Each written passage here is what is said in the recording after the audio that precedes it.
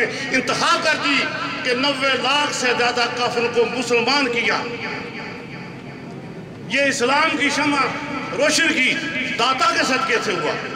لیکن جب اسلام پر مشکل وقت آیا، ایک وہ وقت آیا کہ ہندوستان کی سرزمین میں اسلام پر مشکل وقت آیا، تو اسی سلسلہ اولیاء کے گروہ سے ایک شخص جسے ہم مجدد الفسانی شاہ احمد سرندی کے نام سے یاد کرتے ہیں، میں سوچ رہا تھا بات کیا ہے.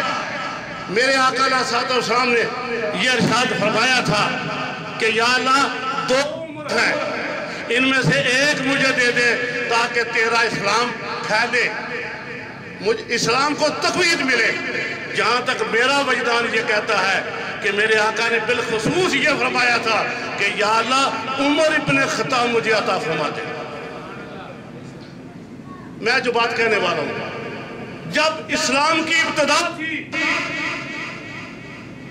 پوری دنیا کفر اسلام کے مخالف تھے، تو اللہ کے حبیب کی نگاہ فیض، میرے آقا کی نگاہ یہ دیکھ رہی تھی اس مکے کے اندر ایک وہ شخصیت موجود ہے، اگر وہ میرا غلام بن جائے تو یہ اسلام اور جو سریا تک پہنچ سکتا ہے. دعا کی یا اللہ عمر بن خطاب مجھے عطا فرما.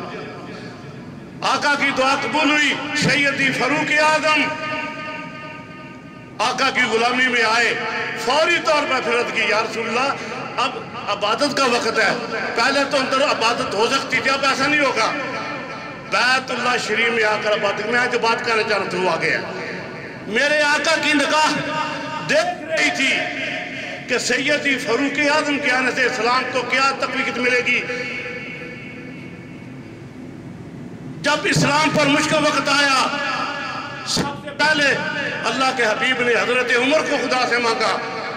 جب ہندوستان کی سرزمین میں خواجہ اجمیری کی جلائی ہوئی شمع پر مشکل وقت آیا، ایک وقت آیا کہ اسلام کو مٹانے کے لیے بادشاہ وقت میدان میں اترے، تو اسی سیدی فاروق اعظم کی اولاد سے شیخ احمد سرندی، جسے ہم مجدد الفسانی کے نام سے یاد کرتے ہیں، وہ میدان میں آیا.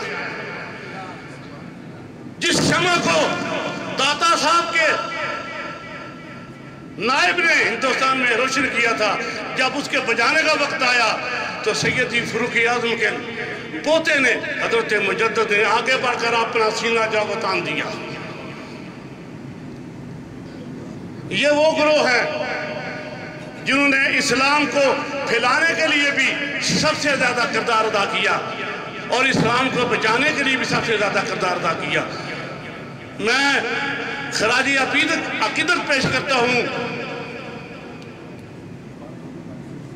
داتا صاحب کے سجادہ نشین آن سے، بالخصوص میاں غلام حیدر صاحب، ان کی اولاد، ان کے جو عزیز و قارب ہیں، میں ان کو خراج عقیدت پیش کرتا ہوں کہ اس کفر گھر کے اندر بھی یہ داتا صاحب کی جلائی ہوئی شمع کو روشن کیے بیٹھے ہیں. اور پھر میں مکی مسجد کی انتظامیہ کو، میں ان کو بھی خراج عقیدت پیش کرتا ہوں. یہ سیرا مکی مسجد کے سر ہے کہ پاکستان، انگلستان، ہندوستان سے کوئی بھی عالمی مسلمان مبلغ، خواہ وہ عالم دین ہے، مشایخ میں سے ہو، جو امریکہ میں تشریف لایا ہے، بالخصوص مکی مسجد کو یہ شرف حاصل ہوا ہے کہ اس اسٹیج پر آ کر اس نے اسلام کی دعوت کا پیغام ہمیں دیا ہے. اس کی میں مکی مسجد کی انتظامیہ کو خراج عقیدت پیش کرتا ہوں. یاد رکھو اس کا صلہ خدا دنیا سے جانے کے بعد جو آپ کو ملے گا وہ آپ کے تصور میں نہیں ہوگا. لیکن یہ سارا جو کریکٹر ہے میرے اپنے حساب سے، ہم سب ایک ٹیم کے رکھتے ہیں، ہم سب ورکر ہیں، ہم سب سپاہی ہیں. ہمارے جو قائد ہیں حضرت علامہ قائد ملت اسلامی علامہ حافظ محمد صابر صاحب، جنہوں نے یہ بیڑا اٹھا رکھا ہے، میں یہ دعا کرتا ہوں کہ اللہ تبارک و تعالی حافظ صابر کو صحت کاملہ کے ساتھ، ایمان کے ساتھ لمبی زندگی عطا فرمائے. ان علماء کا سایہ ہم پر تا دیر قائم رہے.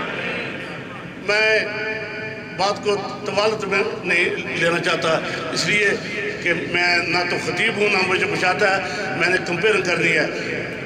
یہاں تلاوت کے لیے ہمارے جس عالم دین کا نام تھا وہ تبھی تک تشریف نہیں لائے۔ میں قبلہ شاہ صاحب سے اپیل کرتا ہوں، جب وہ حافظ صاحب آئیں گے پھر ان سے اعتراض کریں گے۔ نعرہ تکبیر، نعرہ رسالت، پیر سید صفدر حسین شاہ صاحب۔